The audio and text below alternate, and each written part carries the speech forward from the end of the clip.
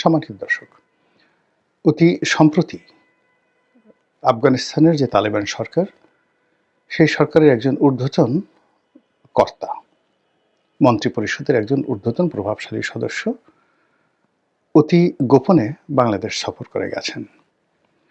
তিনি বাংলাদেশের যে ইসলামপন্থী রাজনৈতিক দলগুলো রয়েছে, সংগঠনগুলো রয়েছে, তাদের সঙ্গে সিরিজ বৈঠক করেছেন এবং ঢাকার বাইরে এবং ঢাকার মধ্যে বেশ কয়েকটি মাদ্রাসা, সেখানে তিনি গিয়েছেন।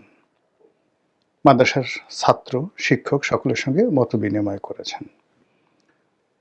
বিষয়টি যখন ঘটে তখন আসলে কেউ কেয়ার করেনি, কিন্তু পরবর্তীতে যখন এই বিষয়টি নিয়ে পশ্চিমা মিডিয়াতে খবর ছাপা হয়, তখন তা নিয়ে রীতিমতো তোলপাড় শুরু হয়ে যায়। বিবিসি বাংলা ইন ডিটেইলস এই আফগানিস্তানের যে মন্ত্রী পদমর্যাদার কর্মকর্তা মিস্টার নূর, তার সাম্প্রতিক বাংলাদেশ সফর এবং তার সঙ্গে হেফাজত নেতা মামুনুল হকের যে বৈঠক, সেই বৈঠকের যে ছবি, এটাকে দিয়ে যে হেডলাইন করেছে, এরপর থেকে বাংলাদেশের এটা নিয়ে ব্যাপক আলোচনা হচ্ছে। কিন্তু আমাদের দেশে এই বিষয় নিয়ে যতটা না আলোচনা হচ্ছে, তার চেয়ে বেশি আলোচনা হচ্ছে আমেরিকাতে, আর বেশি আলোচনা হচ্ছে ইউরোপে। কারণটা কি? প্রথম কারণ হলো যে বর্তমান সরকারকে ধরে নেওয়া হয় আমেরিকার একটি ছায়া সরকার বা মার্কিন সরকারের সমর্থনপুষ্ট, মদতপুষ্ট একটি সরকার। শেখ হাসিনার পতন এবং ডক্টর মোহাম্মদ ইউনূসের ক্ষমতা গ্রহণ, এর মধ্যে যে ডিপ স্টেট থিওরি রয়েছে, সেটা কতটুকু সত্য মিথ্যা সেটা পরের ব্যাপার, কিন্তু আমরা আপাত দৃষ্টিতে যেটা বিশ্বাস করি সেটা হলো বর্তমানে ইউনূস সরকারের উপরে আমেরিকার একটা ব্লেসিং রয়েছে। আমেরিকা যদি ডক্টর মোহাম্মদ ইউনূসকে সমর্থন দিয়ে থাকেন, সেখানে আমেরিকার বাণিজ্যিক স্বার্থ, তার সাম্রাজ্যবাদী নীতির স্বার্থ এবং এই অঞ্চলে মার্কিন আধিপত্যবাদ বিস্তার করে ভারত এবং চীন, একই সঙ্গে মায়ানমার, এখানে যে মার্কিন পলিসিগুলো রয়েছে, যেমন বার্মা অ্যাক্ট অনুসারে মায়ানমারে আমেরিকা যে ভূমিকা রাখতে চায়, এটা বাংলাদেশের মাধ্যমে তারা সেই কাজটি করতে চাইবে। চীনকে চাপে রাখতে চায়, সেটা বাংলাদেশের মাধ্যমে করতে চাইবে। আর ভারতের সঙ্গে একটা ব্যালেন্স সম্পর্ক, মানে বাংলাদেশে আমেরিকার উপস্থিতির মাধ্যমে ভারতকে একটা থ্রেটের মধ্যে রাখা, যে যদি বেশি বাড়াবাড়ি করো সেভেন সিস্টার আলাদা করে দেব। কাজেই আমাদেরকে বাদ দিয়ে রাশিয়ার সঙ্গে বেশি ব্যবসা করো না, আমাদেরকে বাদ দিয়ে পুতিনকে নিয়ে নাচানাচি করো না, আর ইউক্রেনকে অ্যাভয়েড করে রাশিয়ার তেল কিনো না।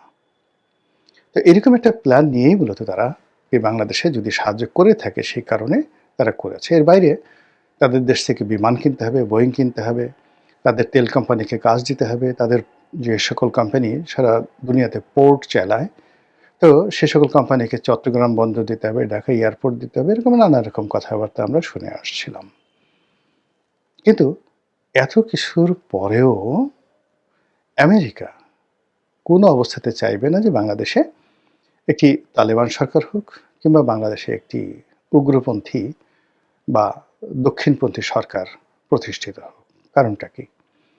কারণটা হলো এই যে ইসলামিস্ট যারা গ্রুপ রয়েছে, একটা সময় আমেরিকা এদের সঙ্গে খেলার চেষ্টা করেছে, কিন্তু প্রায় সব ক্ষেত্রে তারা ব্যর্থ হয়েছে।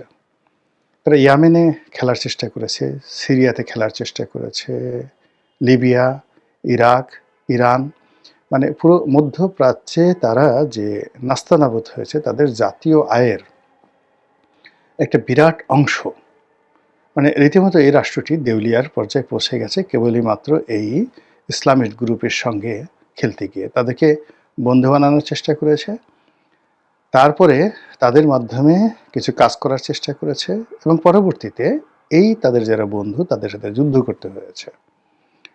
এটা বাংলাদেশে বসে আমরা টের পাবো না। আমরা শুধুমাত্র পাকিস্তানের সঙ্গে তালেবানের, আল কায়েদার সঙ্গে আমেরিকার যে সম্পর্কের একটা জটিল অবস্থা তৈরি হয়েছিল পেন্টাগনের মদদে, তার ফলে আমেরিকাকে trillion trillion, 1000 billion 1 trillion, trillion trillion dollar ঢেলে তারপরে নাকে খত দিয়ে আমেরিকাকে আফগানিস্তান থেকে যেতে হয়েছে। কাজেই ইসলামের নাম শুনলে, তালেবানদের নাম শুনলে, আইএসের নাম শুনলে, দাড়ি দেখলে, পাগড়ি দেখলে, টুপি দেখলে মানে মুহূর্তের মধ্যে তাদের ঘুম হারাম হয়ে যায়, কান্নাকাটি শুরু হয়ে যায়। পৃথিবীর কোনো শক্তি দিয়েও আপনি আমেরিকান জাতিকে এই কোনো একটা ইসলামিস্ট গ্রুপের সঙ্গে বসাতে পারবেন না। আমেরিকা বাংলাদেশ নিয়ে যে সকল চিন্তা ভাবনা করছে, তো সে সকল চিন্তা যদি তাদের বাস্তবায়ন করতে হয় তাহলে আমেরিকার পুঁজি এখানে অবারিতভাবে আসবে, আমেরিকার সৈন্য আসবে, আমেরিকার যারা সিভিল অ্যাডমিনিস্ট্রেশনের লোকজন আছে তারা অহরহ বাংলাদেশে আসতে থাকবে। আর এই সময়টাতে যদি 18 কোটি মানুষের মধ্যে অন্ততপক্ষে 15 কোটি মুসলমান যারা আছে তারা যদি খুব আমেরিকার ব্যাপারে রেজিস্ট হয়ে যায়, তাহলে এখানে আমেরিকাকে যেভাবে আটকানো যাবে, এটা একটা ল্যান্ডলক কান্ট্রি, এখান থেকে তাদের মরা ছাড়া আর কোনো উপায় থাকবে না, পালানোর কোনো রাস্তা নাই। এমনকি এই যে বঙ্গোপসাগরে তারা যে নেভি নিয়ে আসবে, সেই নেভিটাও বঙ্গোপসাগরের মহীশোপান থেকে গভীর সমুদ্রে একেবারে আন্দামান পার হয়ে অনেক দূরে রাখতে হবে। এর মধ্যে ছোট ছোট নৌকা নিয়ে আমেরিকার সৈন্যদের যে গানবোটগুলো ধ্বংস হয়ে যাবে, যেটা ইরানের সাতিল আরবে হচ্ছে। তো যা বলছিলাম, তো এই সমস্ত কারণে কি হলো, আমেরিকার যে ডিপ স্টেট পলিসি তারা যেভাবে চিন্তা করেছিল, যেভাবে আশা করেছিল, পুরো জিনিসটাই কিন্তু বুমেরাং হয়ে গেছে। বুমেরাং হয়ে এত দ্রুত যে এখানে ইসলামী দলগুলো শক্তিশালী হয়ে পড়বে, এত দ্রুত যে এমন একটা অবস্থা যে ইসলামিক দলগুলো নিয়ন্ত্রণহীন হয়ে পড়বে, এবং এখানে অনায়াসে পাকিস্তানের বিভিন্ন গ্রুপ, সরকারি, বেসরকারি, রাষ্ট্রীয়, এই গ্রুপগুলো বাংলাদেশে ঢুকে যাচ্ছে। সেটা আইএসআই বলেন, কিংবা সেখানকার রাজনৈতিক যে উগ্রপন্থী নেতৃত্ব বলেন, কিংবা মডারেট ইসলামিক দলগুলো বলেন, যেভাবে পাকিস্তানের লোকের সাথে সম্পর্ক হয়ে গেছে। এবং তার উপরে আবার হঠাৎ করে এই আফগানিস্তানের তালেবান, যাদের সঙ্গে তাদের এখনো পর্যন্ত সাপে নেউলে দাকুনার সম্পর্ক, এবং মানে মিস্টার ডোনাল্ড ট্রাম্প তিনি মোসে তা দিচ্ছেন আবার আফগানিস্তান দখল করার জন্য। এবং এই আফগানিস্তানই এখন ভারতের সঙ্গে আমেরিকার রীতিমতো টাগ অফ ওয়ার চলছে। এবং বিশ্ব রাজনীতিতে এটা যে কত একটা জটিল বিষয়, পাকিস্তানের মাধ্যমে তালেবানদেরকে তৈরি করা হলো সোভিয়েত ইউনিয়নের বিরুদ্ধে। আচ্ছা, আবার সেই পাকিস্তানকে দিয়ে সেই তালেবান সরকারের পতন ঘটানো হলো। আর এই যে পাকিস্তানকে এই কাজটি বাধ্য করার জন্য ভারতকে এই তালেবানদের বিরুদ্ধে যে যুদ্ধ, মার্কিন যুদ্ধ, সেখানে জড়ানো হলো। ভারত সেখানে বিলিয়ন বিলিয়ন ডলার বিনিয়োগ করলেন, আমেরিকাও বিনিয়োগ করলো। কিন্তু শেষমেশ কী করলো, আমেরিকা যখন পালিয়ে গেল, ভারতের সঙ্গে কোনো পরামর্শ করলো না, ভারতের পুরো অর্থনীতি মাথায় পড়লো।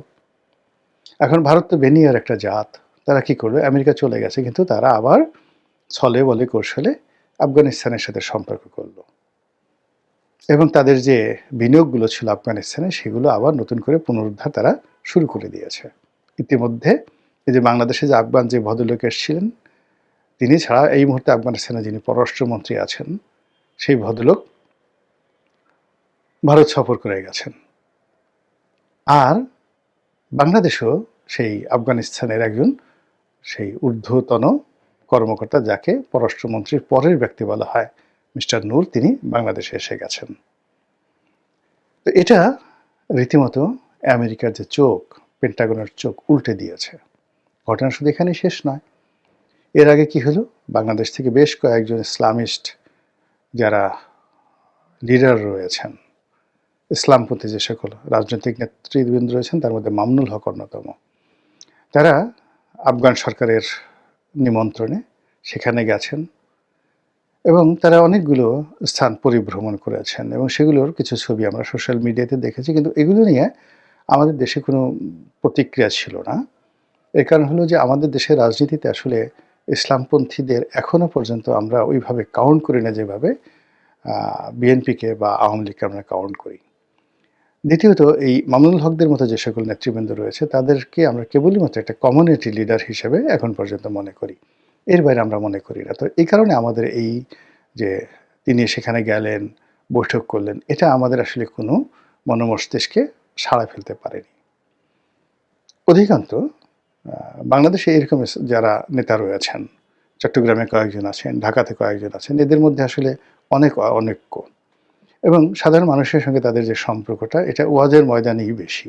বাইরে কোনো পলিটিক্যাল রিলেশনশিপ নেই বললে চলে। দীর্ঘদিন ধরে তিনি মানে মামুনুল হক তার বাবা অনেক চেষ্টা করে আসছেন কিন্তু ওইরকম একটা জায়গাতে তারা পৌঁছতে পারেনি। ফলে আমরা ওটা কাউন্ট করিনি। কিন্তু যেই মুহূর্তে আফগানিস্তানের যারা মানে কর্তা ব্যক্তি এই মুহূর্তে তারা বাংলাদেশের ব্যাপারে ইন্টারেস্টেড হলো এবং সেই কর্তা ব্যক্তিরা বাংলাদেশ সফর করলো এবং এই যে মামুনুল হক সাহেবদের সাথে বৈঠক হলো, হয়তো সরকারের সঙ্গে তাদের বৈঠক হয়েছে এবং বৈঠক হওয়ার পর এই খবর যখন পশ্চিমা মিডিয়া লুফে নিল এবং পশ্চিমা সরকারগুলো যখন একের পর এক প্রতিক্রিয়া দেখানো শুরু করলো, ঠিক সেই সময়টাতেই মনে হচ্ছে যে এই যে বর্তমান বাংলাদেশের যে চলমান সমস্যা, সেখানে ভারতের সাথে সম্পর্ক, আমেরিকার সাথে সম্পর্ক, পাকিস্তানের সাথে সম্পর্ক, জামাতের সাথে সম্পর্ক, মানে সব মিলিয়ে ডক্টর মোহাম্মদ ইউনূসের জীবন একেবারে রীতিমতো তছনছ হওয়ার মতো অবস্থা। সেই ক্ষেত্রে এই যে আফগান কর্তা বাংলাদেশে এলেন এবং এটা নিয়ে পশ্চিমা মিডিয়াগুলো যা কিছু করছে সেটা নিঃসন্দেহে সরকারকে নতুন বিপদ এবং বিপত্তির মধ্যে ফেলে দেবে। মহান আল্লাহ আমাদের সবাইকে হেদায়েত দান করুন এবং হেফাজত করুন। আসসালামু আলাইকুম ওয়া রাহমাতুল্লাহি ওয়া বারাকাতুহু।